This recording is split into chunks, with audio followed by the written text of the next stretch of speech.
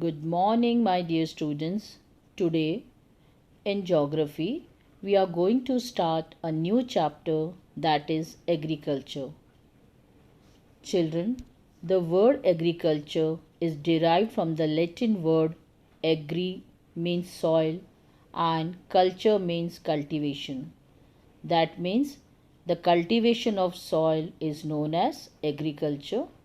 But in the modern terms, agriculture comprises the art and science of cultivating the soil, growing crops, and rearing livestock is known as agriculture.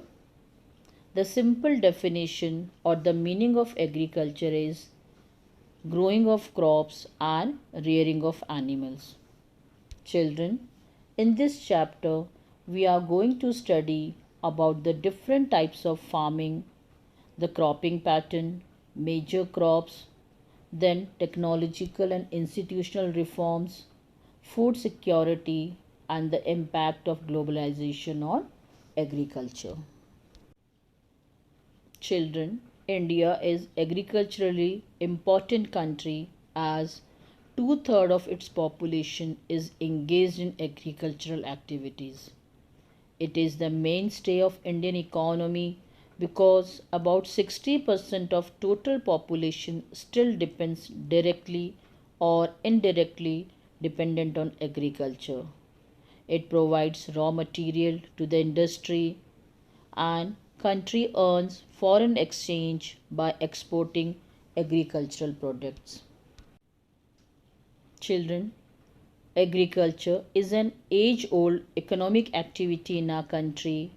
Over the years, cultivation methods have changed significantly depending upon the characteristics of physical environment, technological know-how, and socio-cultural practices. Farming varies from subsistence to commercial type. At present, in India, different types of farming are practiced. They are as follows. First one, primitive subsistence farming. This type of farming is still practiced in few pockets of India. Primitive subsistence agriculture is practiced on a small patch of land with the help of primitive tools like hoe and dhow, digging sticks with family or a community labor. This type of farming depends upon monsoon, natural fertility of the soil, and suitability of other environmental conditions to the crops grown. It is a slash and burn agriculture. Farmers clear a patch of land and produce cereals and other food crops to sustain their family. That means whatever they are growing, that is for the self consumption.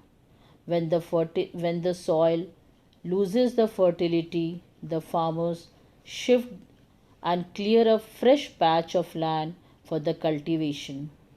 This type of shifting cultivation allows nature to replenish the fertility of soil through the natural process. Children, the productivity in this type of agriculture is low as the farmers does not use fertilizers or the other modern inputs. Children, once again I am repeating this primitive subsistence farming.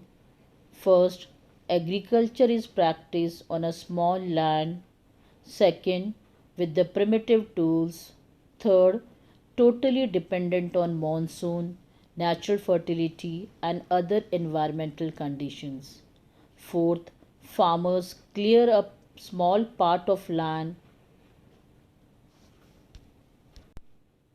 by burning or felling trees and do the cultivation. When the soil loses the fertility, then shift to the other land. And we call it as a slash and burn agriculture also. Children, slash and burn agriculture or shifting cultivation is known by different names in different parts of the country and different parts of the world also. For example, it is zooming in northeastern states, like Assam, Meghalaya, Mizoram, and Nagaland. Children, you have to learn this. In Assam, Meghalaya, Mizoram, and Nagaland, it is known as Jhuming. Pamalu in Manipur, Deepa in Bastar district of Chhattisgarh, and in Andaman and Nicobar Islands. Children, the slash and burn agriculture is known as milpa in Mexico and Central America, Conuco in Venezuela, Roca in Brazil, Masol in Central Africa, Lading in Indonesia, Ray in Vietnam. Now, children, intensive farming.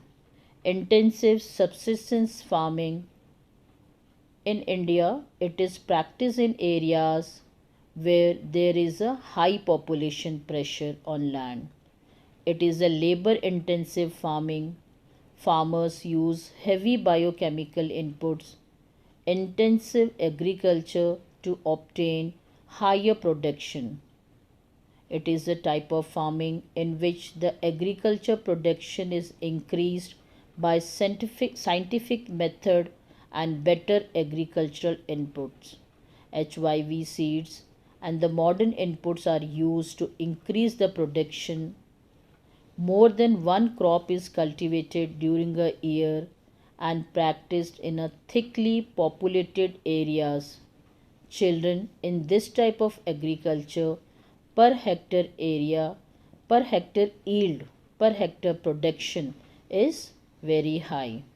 Once again, I am repeating this.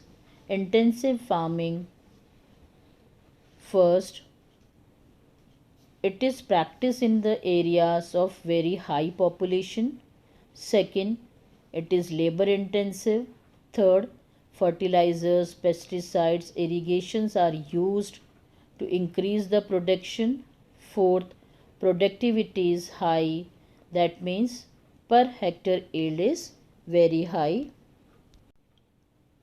Now, commercial farming, the agricultural practice on a large scale by using modern technology to earn good income from agriculture is called commercial farming. In this, farmers grow crops to sell in the market. Children, the main characteristics of this type of farming is large holdings and use of high level of inputs, high yielding varieties of seeds, good irrigation facilities, chemical fertilizers, insecticides, pesticides, etc. The amount of commercialization of farming varies from one area to another depending on climatic conditions, irrigation facilities, and other factors. Children, rice, sugar, coffee, tea are the major crops which are grown under this. Children, the main characteristics of this type of farming is the production of cash crops or commercial crops. Now, plantation farming. Plantation farming, children, in this type of farming or agriculture, it involves growing and processing of single cash crop purely for the sale. For example, rubber, tea, coffee, etc. Children, in plantation, a single crop is grown and it is capital intensive. That means huge capital is required. It needs vast trade or area, technical know-how, sophisticated machineries, fertilizers, good transport facilities, and a factory for processing the raw material which are grown in this plantation. Children, the plantation has an interface of agriculture and industry. All the produce is used as raw material in respective industries. Now, children, the cropping pattern. Cropping pattern refers to environmental differences that give rise to different cropping seasons in India. Children, India has three cropping seasons, namely Rabi, Kharif, and Zaid. Now, the first one, Rabi crop. Children, Rabi crops are sown in winters from October to December and harvested in summers from April to June. Some of the important Rabi crops are wheat, barley, gram, mustard, peas, etc. These crops are grown in Punjab, Haryana, Himachal Pradesh, Jammu and Kashmir, Uttarakhand, Uttar Pradesh. Children, reason for successful Rabi crops in winter month is due to the western temperate cyclone that causes rainfall. Children, once again I am repeating the characteristics of Rabi crop. First, crops are sown in winters from October to December. Second, harvested in summers from April to June. Major crops are wheat, barley, peas, gram, mustard. And fourth, the important growing states are Punjab, Haryana, Himachal Pradesh, etc. Now, Kharif crop. Kharif crops are grown with the onset of monsoon in different parts of the country, and these are harvested in September October.